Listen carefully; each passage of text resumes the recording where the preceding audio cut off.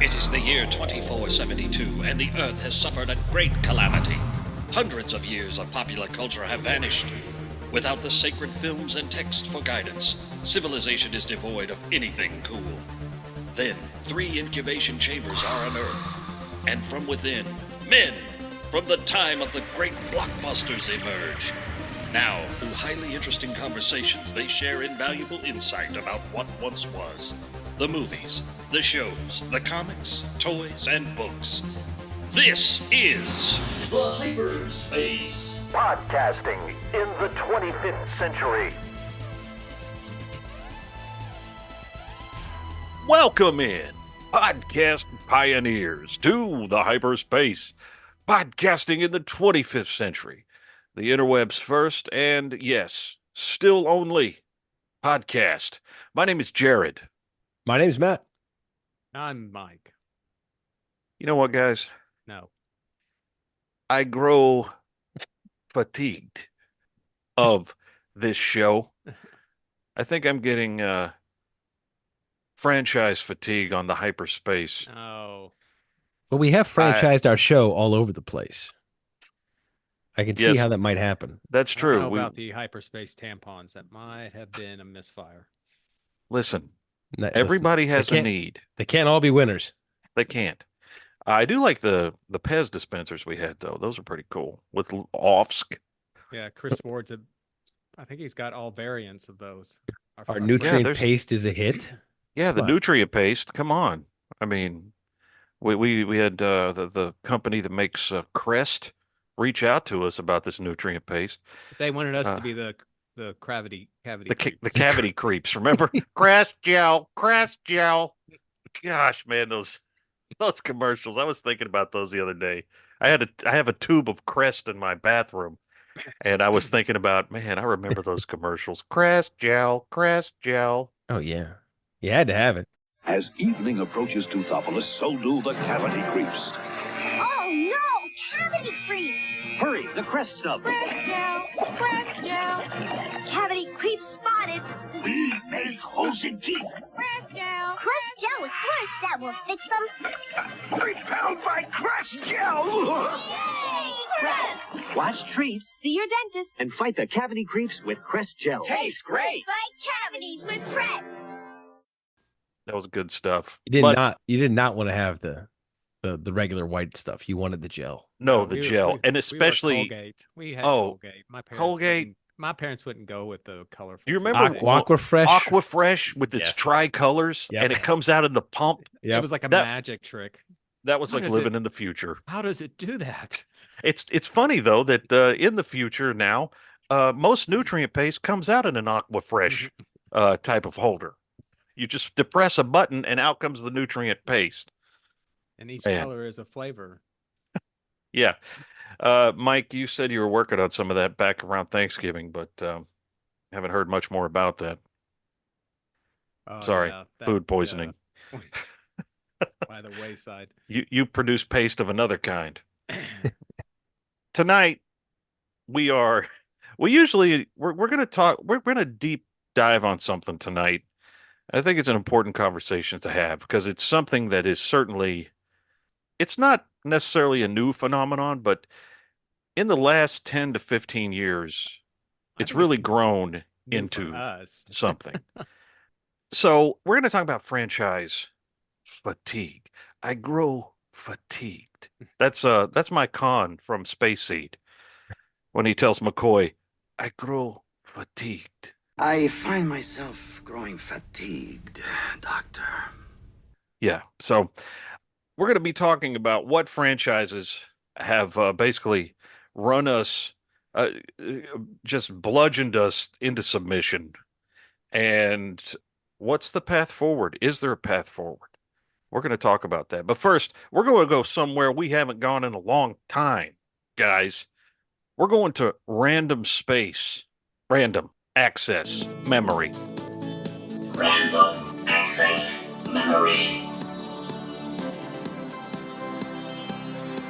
Okay, so for our first random access memory in quite a while, I feel like Also I part two too.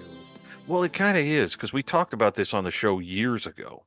But anyway, to bring you up to speed, we talked probably back in 2020, 2019 about this mythical comic store that was in a place where me and Mike grew up called Clinton, Tennessee. Clinton Cards, Comics, and Collectibles. Um, Me and Mike discovered unceremoniously back in 2021 that they were closed.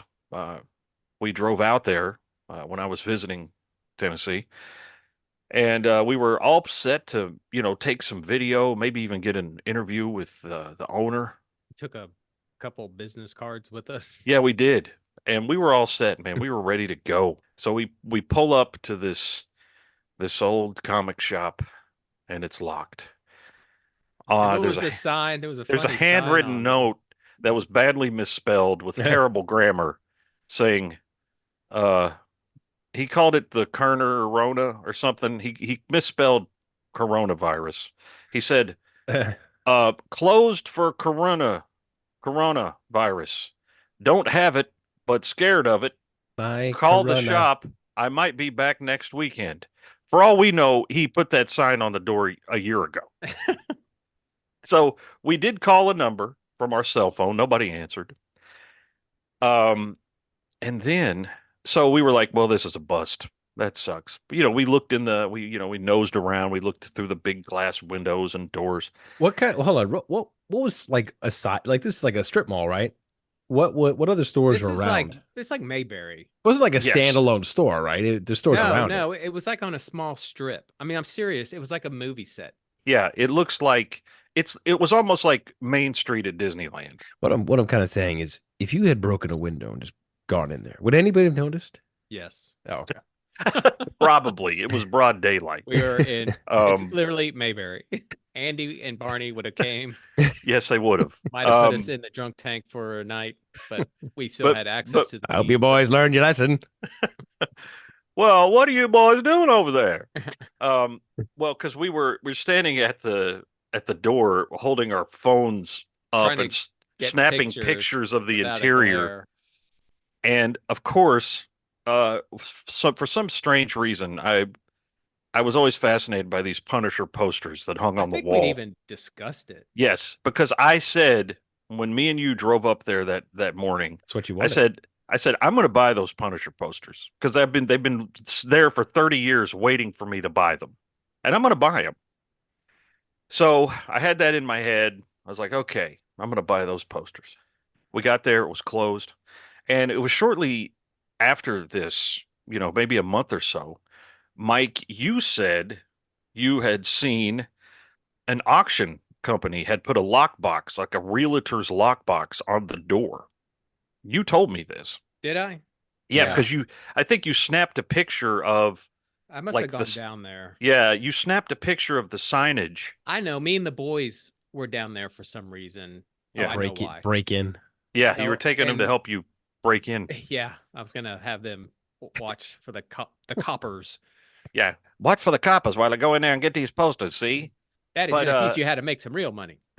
so Mike says, okay, so these are the people that bought the place. Maybe you can see. So I started following these people on Facebook. I sent the owner of the auction company a couple of messages, and he's like, "Oh yeah," he goes, there's going to be several auctions. But weren't they planning on reopening it? At Well, this he point? did say at one point, he's like, we have a buyer. We're going to bring it back to its former glory, and then that went nowhere. And so, as a side note, I want to say when we looked in, the place was a mess. Yeah, it was a like wreck. I remember that trash. picture you guys sent. The thing it looked like. First off, that note that was on the door sounds a little nefarious to me. It sounds like it sounds like the store just won. well, there is a tragedy, like side to mold or this, but something in there. I'll let Jared cover the tragedy. oh, that they found later. Yeah. Well, anyway, this store, it sat empty for a while, and then the guy who owns this auction company, it was his name's it's a Tennessee name. His name's JD. And he's like, okay, so we're going to start an auction. It's going to be a series of auctions over, many, many months, and we're going to try to liquidate the stuff in the store.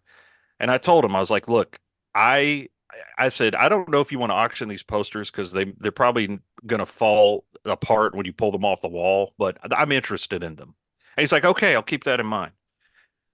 So that was in 2021, as it's measured in the old calendar, 3 years ago. And over the years, they had different auctions. Um, and in one of the auctions, I secured the sign of the store that that hung outside the door. Clinton Cards, Comics, and Collectibles. Man, that's a pretty cool. No, it was. And I'm not I it wasn't outrageously expensive. I mean, it's money that I had. I wasn't spending money I didn't have, but you know, maybe it's not something I would have advertised to my wife that I was hey hey what did you spend $250 on? This crappy sign. Was that how much it was? Yeah, it's 250. How many bidders were on it? It was a lot because I was in a war with a guy. I was like, man, I'm not getting out of here for under 500 and I ain't doing that. So, but anyway, I won the sign. That's not But- bad. That's not bad. No, I mean, it's not It's expensive, but it's not bad. I mean, and it's definitely a piece of that place. That's what I mean. That's recognizable. yeah. And I bought some books too. They were auctioning off some books for pretty cheap, so I got some books. And over the next few years, probably twice a year, they'd have another auction. Well, I saw this video on Facebook in the middle of last January or the January of this year. And it was a woman walking around doing a Facebook Live inside the comic shop. And she's like, this is it. We got to be out of here by February 1st. This is the last auction. This is it. It's going down. And I was like, okay. So I messaged this lady and said, hey, because I saw the posters in the video that she posted. I was like, I want those Punisher posters. I've been asking for them for 3 years. What do you say? Let's make a deal. She goes, oh, well, I'll just put them up for auction. I'm like, okay, thanks. Because I was like, look, I'll give you $20 a pop.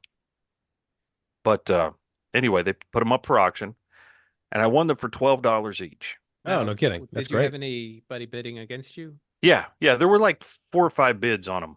Really? But Wow. I just Like put a from max. from the Middle East. No, I don't think so. I have no idea. It's dropping big cash. Bitcoin. But I think I put in a max bid of $20 on each of them, and I finally got them. I received them in my home in my tube a few days ago, and I promptly took them out, took a picture, and put them back in their box and put them in a closet. So, but I will find a place for them. And I put a post on social media, and I've had several people talk to me and say, hey, that's a really cool story that you chase these posters for all those years. Yeah, I can't believe you got them. Yeah. And I actually went back one other time after they had supposedly opened to see if they were open, and they were closed. And I even went to the shop next door, and I'm like, are they open? And I think I remember them acting like real weird about it, like I was like a spy or something. I talked to one of the neighbors probably last year, where that whole place is antique shops now, and I was in there and asked the lady, and she's like, I think they're going to condemn that building and tear that down. Yeah, there's a story there. Well, one of anyway, I got the posters, I rescued them, but there is one other tragic story that the auction company discovered that apparently in one of the back offices, and this building was really not in good shape. I mean, there were probably various mammals living inside the place. I'm sure it was infested with insects, and Yeah, it sounds like the guy just he just first of all, just obviously left. He didn't keep it up. And No. he just left. Well, he just sold it to this auction company. I'm sure I thought for a while, wasn't there a rumor that he lived above it or above something it, like that? yeah. But anyway, so the auction company found this big, giant long box of comics, and in the long box was Uncanny X-Men 1 through 100. Wow. ruined by moisture.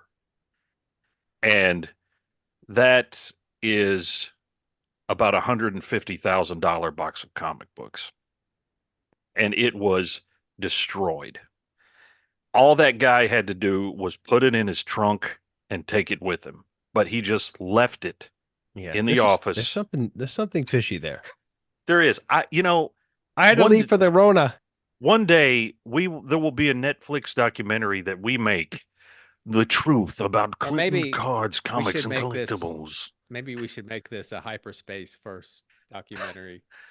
It could be, man. I mean, Mike, you're the local guy. I know you love talking to strangers, but you could go out there and go, "Hey, what's the deal with this man? What happened?" My little notepad. Do you guys ever know the name? The owner who? His name was Steve. That'll be easy to. I actually have. No, I have an old Steve Clinton. We can track that down. There's an old business card. I think it's online.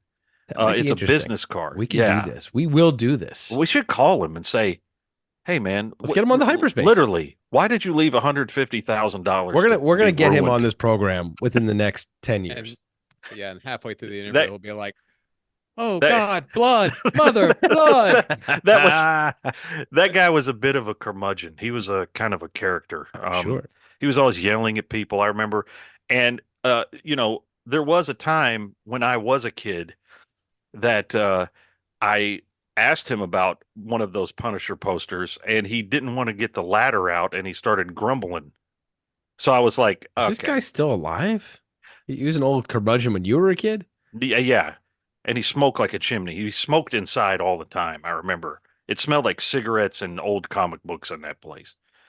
But anyway, it was cool. Goodness. It was a cool place. Yeah, it was awesome. So now it's empty and it's over, and I've got a couple of pieces of it in my tube, and I'm happy about that. Yeah, it's pretty cool. Pretty cool. Anyway, that's opening the Clinton Cards and Collectibles Museum.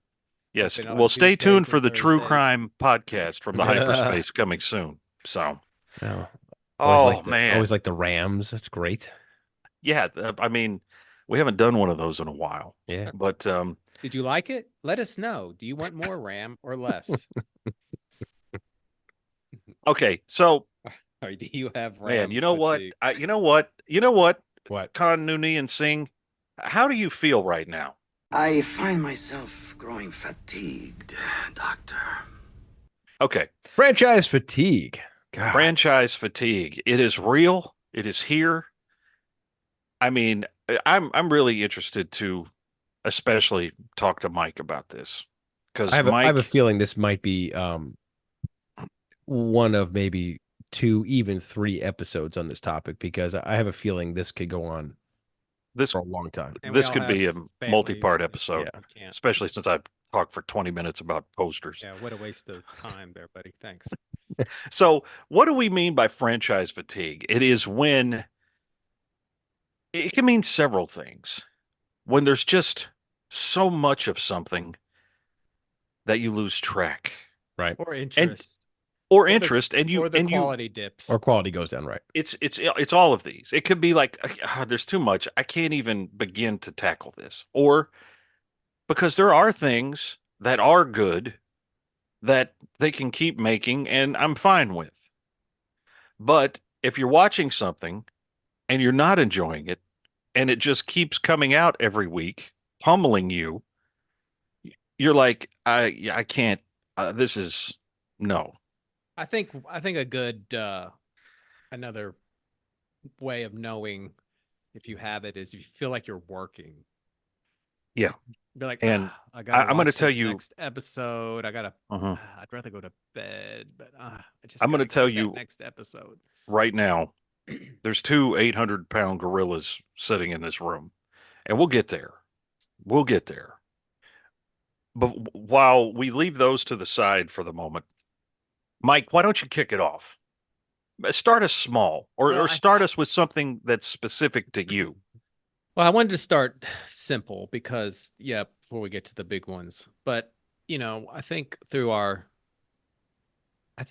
it almost becomes, without lack of a better word, it almost becomes like a religion with some of this stuff. You just become, it becomes like you invest in it. It's like, and I don't even think it's like something you do on purpose. It's just like, oh, well, I like this. That's cool. I'll keep watching it. Oh, look, they made some comic books based on it. Neat. I'll read those. Oh, they've released some novels. Okay. And next thing you know, you're just like buried in all this stuff. And you either like it and you keep going with it, or you're just sort of like, whew, I've had enough. Or sometimes it just dies and it just kind of goes away. But so there's obviously some stuff we've hung with for a very long time. But I thought like a good example of something that, if you were to, the first thing I can consciously remember just totally given up on, and something I really liked when it first came on, and we were all working together when this came out, was the Battlestar Galactica reboot. Yes. It's great when it I came out. remember we not only like it was not just us three, because we all worked at the same place at the same time, like everyone else we worked with, like everyone loved this show, everyone watched it, and I mean it was really, really good. And then it just, as Matt puts it, crapped the bed. I mean, it just fell apart. It was just, I quit. I have to this day, I got halfway through the last season. I'll never forget. They showed that shot of them on Earth, that stupid pan, and they're all like huddled in a group. And I was like, I'm done. The show had, all the life had been sucked out of the show. There was nothing fun about it. All the characters had become unlikable. I was just done. I was like, and I just didn't, and to this day, I do not care to ever go back and try to finish that show. And I was reading the comics because Dynamite was putting out comics. So I was investing time and money in this franchise because I started reading the comic books. There was a writer strike that happened in like the 4th season, if I'm not mistaken, or 3rd season. Oh, I don't remember that. That took its toll on that show, and I don't think it ever recovered from that. And it went down some really bizarre rabbit holes, and the plot just, it became very convoluted and very confusing. It started so strong. The miniseries that came out was real strong, and I still say the first 2 seasons, 2.5 seasons. I think up to Exodus Part 2. The one after they escaped New Caprica, right? Exodus Part 2, right? That was where it peaked because those were amazing episodes, right? And then after that, it just went. Yeah, I mean, they really were. It felt like a desperate show. It felt like they ran out of ideas, and that's what I mean. It felt desperate at the end, and it really felt like they were just trying to write themselves out of a corner, and it never worked. But that was, I mean, it was a great show. And to this day, I can go back and watch the miniseries, and I can watch season 1 and 2 and love every second of it. I mean, the effects were good. I remember that first. The music was great too. Oh, Bear McCreary. That was like really the first time he hit the radar. Yeah. The one of the scenes that really stands out to me is when they sabotage the Vipers. And the guns misfire. Well, no, they all just start shutting down. Turn off. Oh, and they're just like floating in space. I mean, remember the effects were so many good, amazing, good memories of that show. When the escape from New Caprica with the Galactica coming through the atmosphere, and it jumps like 100 feet above the ground. That was like the first time you'd ever seen anything like that. It was amazing. One of sci-fi's greatest moments is when the Galactica jumped into New Caprica atmosphere. 100%. I've watched that on YouTube, and you still get like goosebumps watching it because it's freaking awesome. It's so clever, so well thought out. Just some of sci-fi's best. And look, me and Matt, we stuck with it through the bitter end, and it was a mess, and I think the only saving grace for me was Baltar continued to be a glorious weirdo. But it was unsatisfying ultimately. And I think me and Matt even watched the spin-off show, the Caprica. Ugh. Well, you know what? It wasn't actually that bad. It wasn't horrendous, but then, okay. Wasn't it just like a soap opera? That's what I'd heard about. Well, it was a soap opera with sci-fi underpinnings, and there was only one season of it, blessedly. And for some reason, as the show went on, Battlestar Galactica, as it went on, it became hyper focused on like this The sexuality and religion yeah. and the search for God and all and in the last episode of Caprica, I remember because the Cylons were like, no, there's only one God, but the colonists were Or sort of the Roman polygamist. What's the word? the Roman gods. Um, they believed in They're very Zeus. borderline Polygamist, polytheist. Well, Polytheist. polytheist. That's it. Not Or polygamist. polygamist. No, that was Baltar. He was That a was polygamist. Monarch. No, he the colonists believed in the Greco-Roman gods. Right. But at the end of Caprica, in the last episode, they had in the show in Caprica at the end, they did have the recognizable Centurions, the robots like from the original show. Right. They were all sitting in a church worshiping God. Wow.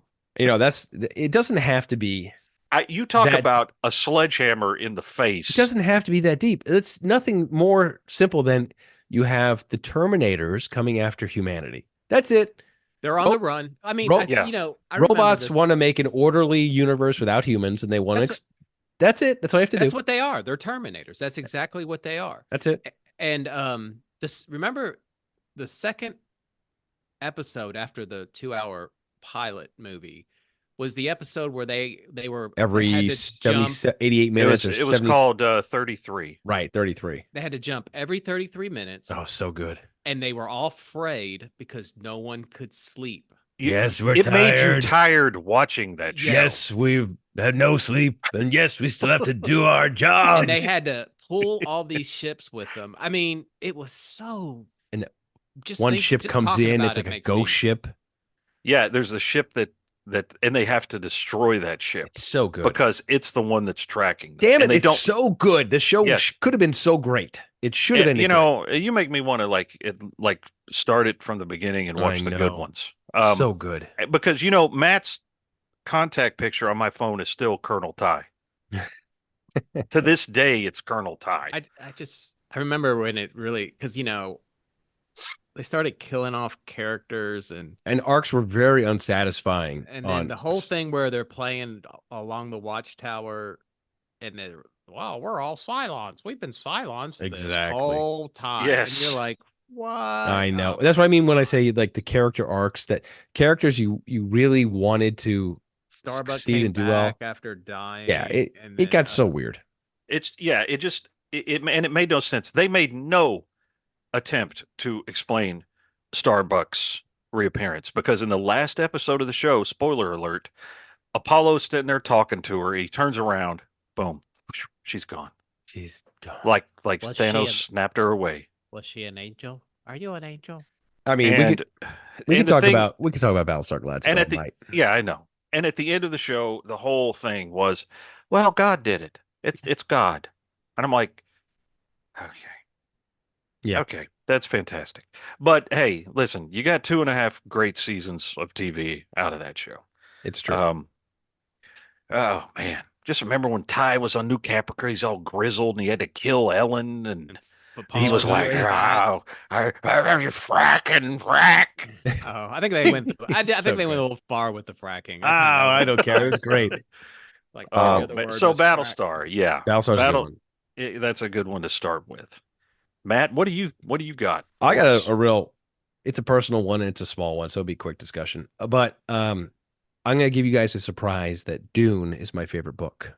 Dun dun dun. Wait a second. Is this Matt? Do we have the real Matt on the? Is this a Cylon imposter? So check this out. So, as a fan of Dune, growing up as a kid, I watched the 1984 movie and said when I was like 10 years old, it was on cable, and I was so confused, but I liked it. I was so confused that I asked my mom to go out if I could buy Dune at Walden Books so I could read Dune and understand what I just saw, which was incredibly crazy because at 10 years old, you try and read Dune, you don't know what you're reading. So sure.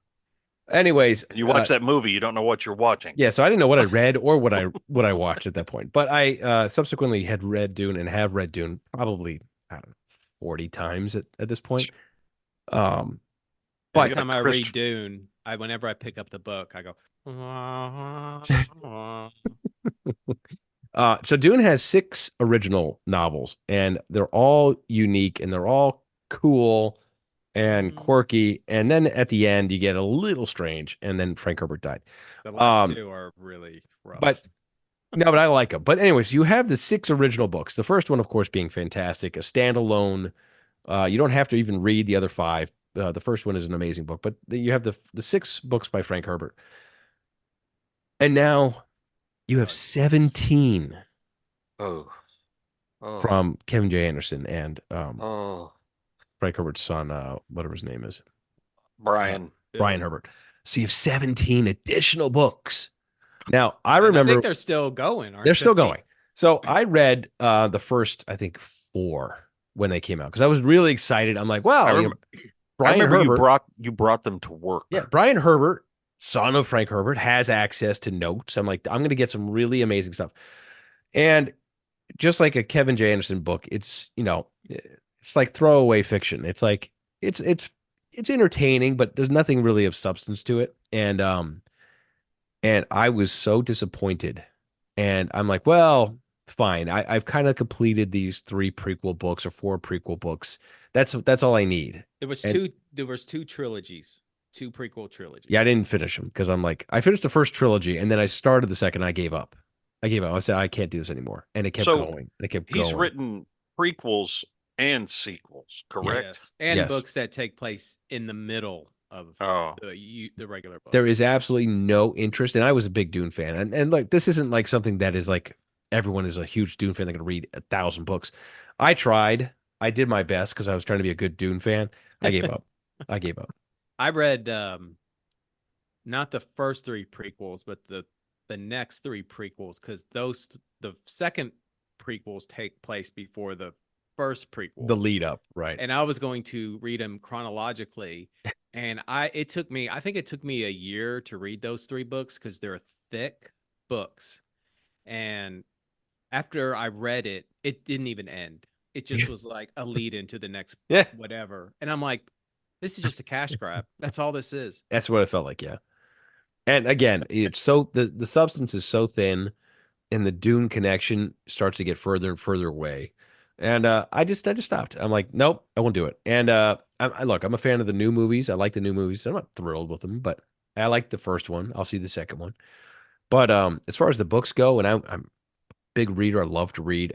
I'm done with the Dune series. I won't read anymore. I'll go back and I'll read the original. I won't touch any of the extended universe on it now. I'll tell you the one that really blew me away was God Emperor. That one was really, I couldn't believe how much I liked that book. Great book. It was I think it's my favorite of his after that. I like Dune Messiah a lot. Children of Dune, I don't know. I couldn't get into it, but God Emperor, I thought was great. I mean, the first 3 books take place in around the same time period, and then you have a massive forward jump, and that's really what you have to wrap your brain around. That you're jumping ahead like 10,000 years, and it's just they're fascinating books. And I'll tell you this: I didn't love the last 3 books when I first read them, but in subsequent readings, I've enjoyed them more and more because the more you pick out and the more you identify, just fantastic books. It's just they're very clever and they're very dense books. There's a lot that Frank Herbert put into it. There's a lot of thought put into it. A lot of story. Kevin J. Anderson. And they don't feel like they're important books. They feel like there's a story there that is really being told and that you're learning things and it's fascinating.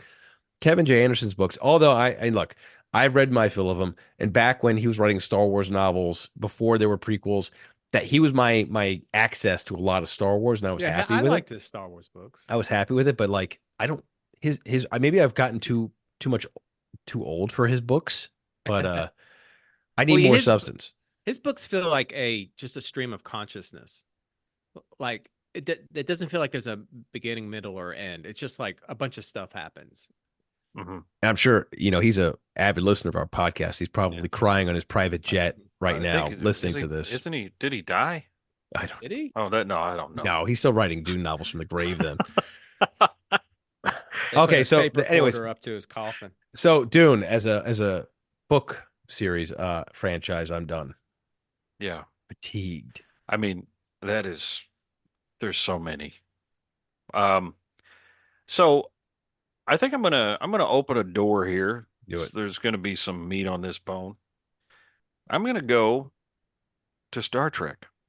Okay. And I'm not even talking about recent stuff.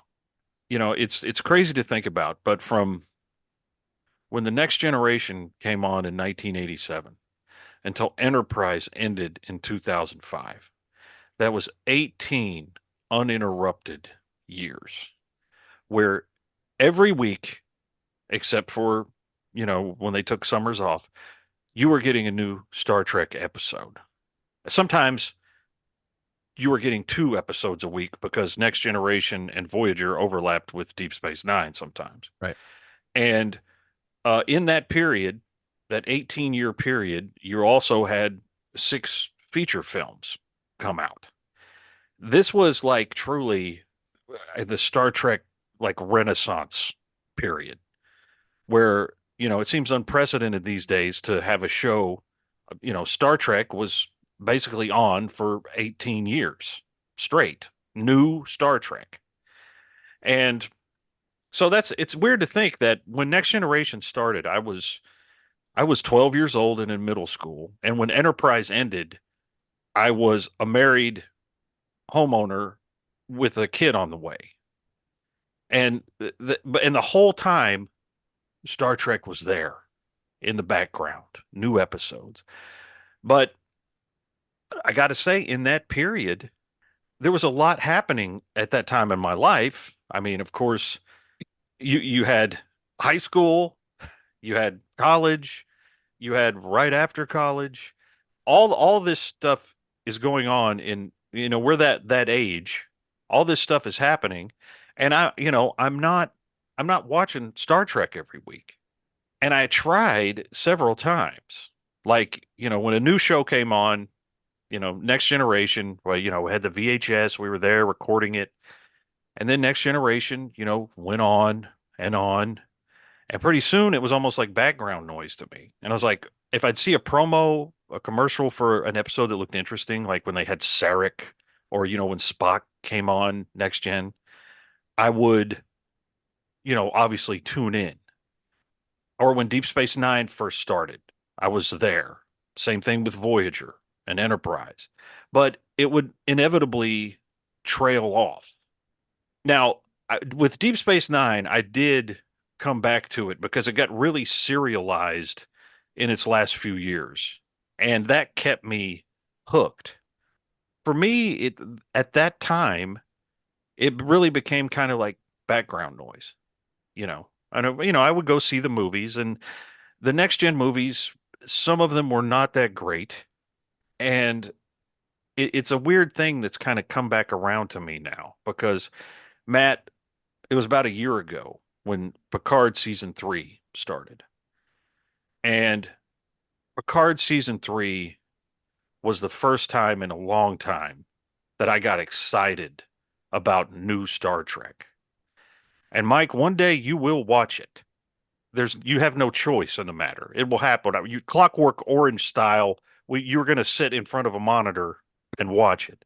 But it was one of those shows that really sort of, me and Matt would be texting. He's like, "Hey, when are you going to start watching it?" I'm going to start. And, we text each other during the episodes. It's the best 10-hour Next Generation movie that was ever made. Yeah. My father also watched Picard season 3. And after that was over, he's like, "Well, I'm going to go," because Picard season 3 is not just a Next Generation sequel. It also picks up threads from Deep Space Nine and Voyager. And my dad's like, "I don't remember a lot of these shows. I'm going to go back and on Paramount Plus and watch." He goes, I can't remember much about Voyager. I'm going to start Voyager. So he started watching Voyager, and he started doing this the same day I started colonoscopy prep. So I was like, you know what, Pop? I'm going to start binging Voyager with you. So I'm in between pooping, I'd start watching Voyager. And so now all these shows that were on in the 90s and 2000s that were background noise to me. Now I've gone back and I've watched all of Voyager. And you know what? It's not as crappy and vanilla as I remembered it being, especially when you're able to watch it in this way. When you're not, there's stinkers, of course. There's always stinkers. But when you can watch it, and this one wasn't that great, but then you watch another one, you're like, man, that was a great episode.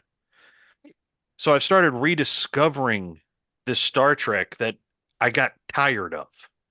And for Christmas, I got the DVD box sets of Voyager and Deep Space Nine because I got sick of watching commercials on Paramount Plus. Now, me and my dad are going through Deep Space Nine and watching it. And, we're texting each other and he's like, oh yeah, this is crazy. I forgot about this. And it's kind of fun in that way. So in a weird way, the fatigue has sort of boomeranged back and maybe changed my perspective a little bit because there's so much of it. What's interesting about Star Trek is, in particular, Picard season 3. It kind of gives you, as a fan, closure that you didn't realize you needed. And I kind of look back. I kind of look at Cobra Kai as a show that I didn't realize I needed until it came out. Sure. And how grateful I am for shows like Cobra Kai, because I didn't need any more Karate Kid in my life until it was in my life again. Or so you thought. And that's kind of like what Picard season 3 was. It was like, I don't need any more Star Trek. I've been Star Trek'd out. And Picard season 3 came out and gave me, as you said, the movie about the characters. Remember, we were still kids when The Next Generation came out. I mean, I was watching the original series around the same age, also on reruns on syndication, as I was watching the new ones come out as I was 12 years old. And so for the, a span of 6-7 years it was on. Yeah. That was an important show because I did watch it. And then the movies were lackluster, as you said. And then I was done with it. I'm like, well, they're done. I'm kind of over these characters. And God knows Picard season 1 and season 2 were not spectacular. No. Which thankfully you don't even need to watch. You don't. To like season 3. And then all of a sudden season 3 comes out and it just didn't exceed expectations. It blew me away. That's how good it was. And it gave me a closure story for characters. I didn't really care about it. I mean, I was done with them. I moved on with my life. I went past. And luckily, some clever people and a good showrunner took up that show and turned it into the right direction because he was a true fan. He was a true fan of Star Trek. And as we can talk about the other gorilla in the room here, a true fan has kind of come into the helm of another franchise and for more or less steering it in a good direction, I think. Yeah. But, as far as fatigue goes, that's definitely, and that's to say nothing about the new Paramount Plus stuff, because me and Terry watch Strange New Worlds and some of it's terrible, some of it's not bad. Anson Mount is really good. I think he's wasted in the show, but since it's like this alternate universe, like the JJ movies, it doesn't really bother me because it's not, they're not pissing all over, what Shatner and Nimoy did. That'd be retconned all over. No, they've just basically drawn a line and said, yeah, this is an alternate history. Right. But yeah, Star Trek. I mean, Mike, what was your experience with those shows in the 90s? Did you follow those? Did you carry along with them? I was in high school when the Next Generation started. My history, is always going to be, my Star Trek is always going to be the original series. When the Next Generation came on, I remember watching the Encounter at Farpoint, and being like, oh, okay. And I I never really got into it. I had a friend who was really into it. He watched it like every week and he would tell me about it. But I never really grappled onto it. Mhm. And also it was a time when I had started working. I was in high school, I was working, had a car. So, I wasn't staying home and watching a lot of TV. So I every now and then I'd watch an episode of Next Generation. I just never got into it. It just Mhm. wasn't I just didn't get into it. And but like you, I remember when Deep Space Nine started, I watched the first episode of that and I thought it was great. I remember that shot of Cisco on the escape pod where the ship he's on diminishes in the distance before And it explodes. explodes. Yeah. That really like blew me away. So, I started watching that, but again, I was even recording it and it just fell off. Mhm. I just stopped watching it. And then Voyager, same thing. It started. I started watching it, fell off. So but these are shows I've always been like, well, I want to revisit them one day. So I actually have all of Next Generation and all of Deep Space Nine on disc. Okay. And my plan is after I finish the original series, which I'm taking a very leisurely journey through them. I'm still in season 3 of Star Trek. But my Mhm. plan is to finally go through Next Generation, Deep Space Nine.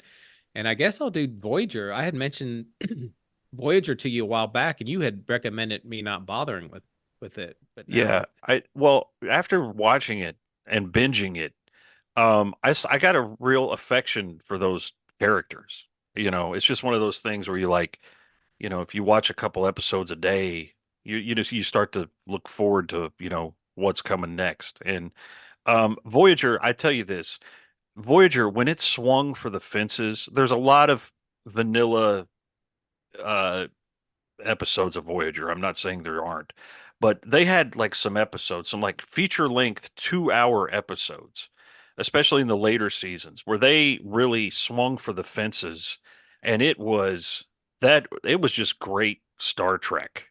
I mean, when they threw money at it and they just said, you know what, let's just do a big freaking episode this week. And those episodes of Voyager are some of the greatest Star Trek I've ever watched.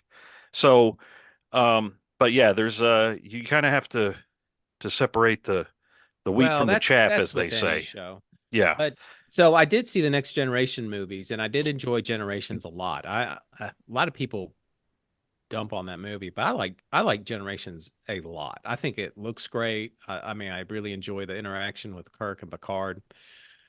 First Contact, I think is good. Insurrection is yikes. Nemesis, I mean, it's just kind of whatever. Yeah. But then Enterprise came out, and I was really excited about it. I thought it was like a great concept Mhm. for the Been a show. long road. And I remember that was one I gave up on No. before you guys. I remember you in season 2, you were talking about an episode where The where Romulans. no, it was well, it was maybe the Romulans, but I That's remember the one that broke me. specifically. Okay, well, you were talking about how Scott Bakula was hiding under some rocks, and Klingons kept running from rock to rock in this field, and they were like hiding behind rocks. And I remember specifically Mike going, "What?" And then the Klingons just got up and hid behind a rock, and they start yelling at him, and I'm like, "What the hell am I watching? What is going on here?" I don't And remember that. yeah, so that in every Star Trek series of this, like the Rick Berman era, they all started.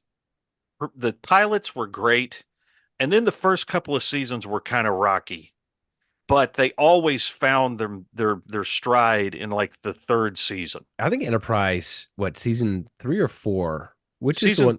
season 3 was when they serialized the whole Loved season. it. I actually really, really enjoyed season 3. Was that season 3? You sure wasn't 4? No, it was season 3. Because at the end of season 2, they had the like the Doomsday weapon hit Earth, right? Yes, And that was yeah. the cliffhanger. And then season 3, the Enterprise was out searching them out. And that was a great season because, I mean, the Enterprise retained battle damage from the previous episode, and it was Yeah. actually really interesting to watch. And it's a shame they didn't start the show that way. Yes. If they had kicked it off with that kind of premise, and even if Earth had been hit right away in episode 1 of the show, it would have been very interesting because they lost out. They lost me. I actually didn't watch any of Enterprise until it was rerun again, and that's when I watched season 3. I didn't watch that when it aired. I watched it in syndication. Well, so I gave up on Enterprise, and maybe that's where my fatigue set in as far as new Star Trek. But then the reboots came out. I really enjoyed the first one. Yes. The second one was, I remember we all saw it together. And I remember we came out of the theater and we all wanted to say we liked it. That was the infamous conversation in the parking lot. What'd you think? I thought it was, but see, I remember also that was the weekend I was staying with Jared because I was living in Tennessee at the time, and I came to Florida, and we spent almost the whole weekend just. I mean, I think we talked ourselves into just disliking that movie, and then they did this, and then they did that. Yeah, it doesn't make sense. And then I think Star Trek Beyond is where I'm like, and so none of the new Star Trek interests me. I guess I'll check out Picard season 3 when I finish all the other Star Treks, and then that'll be my Star Trek finale. Yeah, I have, they're using F-bombs. I mean, I know that's not Star Trek. You even have an episode where they or a movie where they discuss the use of profanity. Oh, you're talking about Star Trek 4. Yeah. Yeah. Oh, that's simply how they talk here. Yeah. And now you're going to bring it into damn you. Well, Kirk, he continued in Star Trek 5 to swear indiscriminately. No, I'm maybe that was using just the F-bombs is what I'm talking about. Okay. Well, I'm sure there's no F-bombs in season 3. Well, anyway, what I'm trying to say is at this point, if you were to ask me where a good closing point for me with Star Trek, and this is not taking season 3. Well, I guess season 3 would not even count. I guess you could watch this before. But the moment when Spock, Kelvin. The JJ Spock. Goes and sees the picture of the original cast after he's been notified our Spock has died. Yeah. I feel like that's it. That's where it's done. I mean, I could stop. That's a good I could stop the movie there and then done. I don't need any more Star Trek after that moment. Okay. And that's completely fair because, I felt the last time I was really excited about Star Trek was probably the first JJ movie. And I thought after that, I was like, well, the sky's the limit. We got these characters back. There's a good cast. They could do whatever they want. And then it just sort of went off a cliff. They start rehashing again. Well, they got nervous, right? They had success and they're like, we can't let this die. What was the strongest thing Star Trek ever had? Star Trek 2, The Wrath of Khan. Okay, well, let's just remake that in a Naked Gun style. But what's really the waste of that movie is they could have left Khan out and had Weller be the bad guy. Weller was a great bad guy in that movie. He was actually great in that movie. And going against a Uber starship. Sure. I agree. The Khan thing was completely unnecessary. It was superfluous. It was at all. It was only there to have people go, I love Khan. I'm going to love this. And I think it had the opposite reaction. Yeah. It was like a parody almost at the end. When Spock's yelling Khan instead of... And they're doing the whole lines from the second.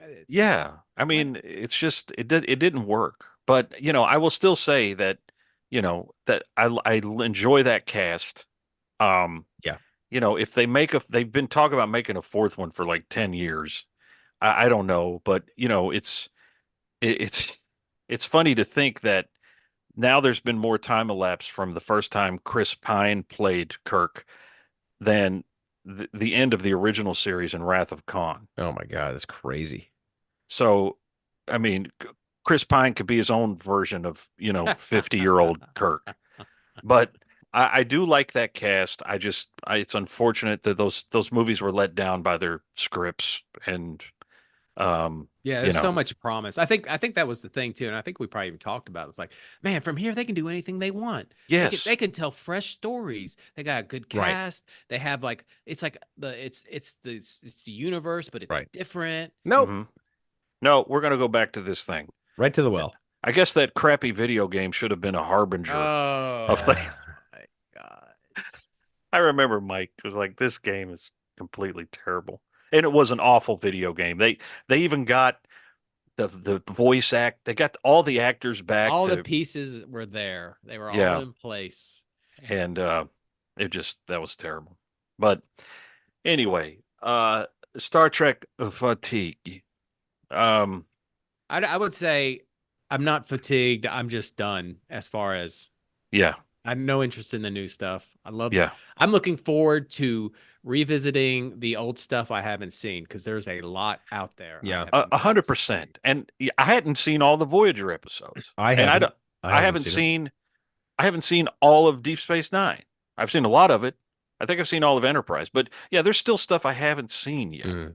Yeah, And that's a great point. and that's why, like I said, having this giant library of stuff that was thrown at us for 18 years, I can Yep. finally now, as an older person, say, okay, well, now Yeah, I'm gonna go back and we're at a different place now where we're all like settled in now. Right. yeah, I'll say, look, I am all for going back and revisiting the old Star Trek. You know, I love going on YouTube and watching clips of the Next Generation. I would love to go back and revisit all of Voyager and Deep Space Nine. But Mike, I'll tell you, if you look at Picard season 3 as the final Generations movie in that regard, like it's a 10-hour movie, it'll watch perfect right now. You don't even need to go back and watch Voyager or Deep Space Nine to really enjoy Picard season 3 because it's just great television. It's just flat out great TV. It's almost like it's just great movie is what it is. It's the movie that we've all been waiting for that franchise. it's definitely not the swan song. It's the swan song that Nemesis definitely wasn't. Right. Well, but on top of that, I will say, as far as with Star Trek, like I'm right now, like I said, I'm enjoying the original series, and IDW did some great comics that take place after that. Those like they do like season 4, year 4, year 5, that kind of are sequels to those Mhm. episodes.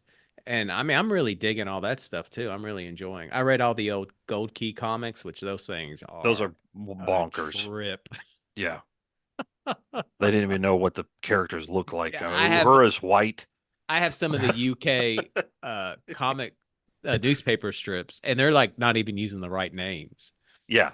Oh, that's funny. Hey, wouldn't it be amazing if kids down the way, you know, that are maybe not super Star Trek fans, but curious Star Trek fans, pick up the books and start reading them, like they rediscover Oh. those books. The 'Cause novels that they put out. I'll tell you, those novels in the 90s were some of the best Star Trek Yeah. like I- you could ever hope to watch. Yeah. But they were great books. I love those old pocket books. Great books. Yeah, that was good stuff. Well, I'll tell you something about fatigue is I'm getting fatigued talking about all the fatigue. I think we break this up, guys. I think we revisit You this know, and, I and was make just this a about part to 2. say I the think same I think thing. the next couple deserve their own There's some episode. big ones that we have to talk about. This is Yeah, going to take us this- some time. This is because I think we're all in sort of agreement with. You tell you what, I'd love to know what you think if you're listening to this. What you think? What's your fatigue? What's your franchise fatigue? Find us on Yeah. social media. Let us know. We'll Have we not- we'll have we talk not- about you. Yeah, have we not talked about it yet? Or are we going to talk about it? Because I tell you what, I got one of the elephants in the room is the Ernest P. Worrell movies. Well, I mean, yeah, but anytime you talk about something like this, that's gonna come up. I mean, 7 of them. Do we need that, Jim Varney? Rest in peace. Well, I want to make a confession. I saw Goes to Jail, and it made me laugh. It's funny. Okay, before we leave, Like Goes Ernest to Camp was terrible. Yeah, listen, was but the terrible. turtle scene was great. I'm scared, Sarge. We're all scared, son. I saw every theatrically released Ernest movie in the theater Wow, you were the one. from 1987 until That 1994. is amazing. And I saw him most of them were at the dollar movies, but I saw them. Wow, that's And, impressive. If you want to laugh, look up on YouTube, Ernest Goes to Jail jury scene. That's all I'm saying. And you will pee in your pants. All It's right, great. So real quick, I have a quick story. Oh, The way no. to close it out with. I think it kind of Okay. goes with what we're talking about. So in 1990 or 89, Batman, the Michael Keaton one, was about to come out. I had a friend, Yes. my friend Paul, who's been on the show. Yeah. He worked at the Hall Cinema, so he got to see movies for free. So we go Achy in. Breaky Heart. Yeah, I remember this. So actually, I think I paid for that. But so he said, "Hey, the new Batman trailer is in front of the new Police Academy movie."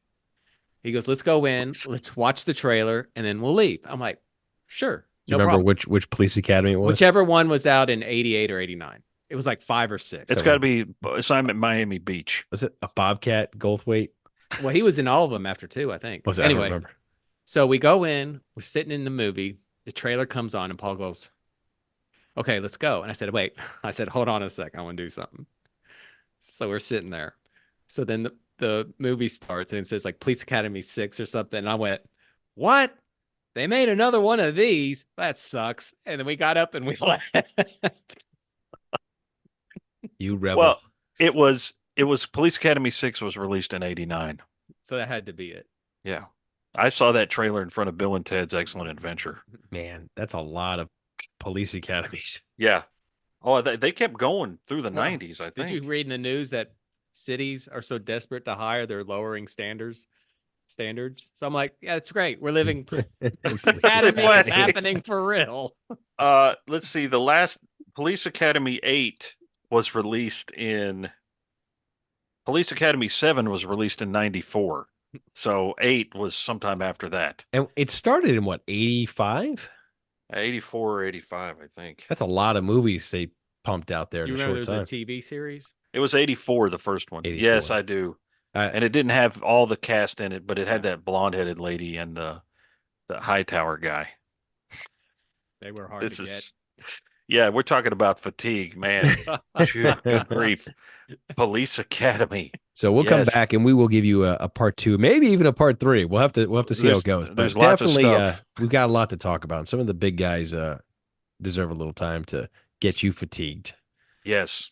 All right. Well, we're gonna in our fatigue, we're gonna land this plane. We will be back with you very soon because we have to continue this conversation. But as Matt said, I grow fatigued. I find myself growing fatigued, Doctor. And it's time to go. But please share the show, subscribe, tell your friends, follow us on YouTube and all the social channels because you don't want to miss our stuff. Trust me. But we don't want you to get fatigued. Okay. So we're going to see you real soon. And thank you, gentlemen. We'll see you next time. You know you can't live without this content. So subscribe to the Hyperspace Podcasting in the 25th Century. Follow us on social media. Leave us a review. And join us next time as we take you into the 25th century.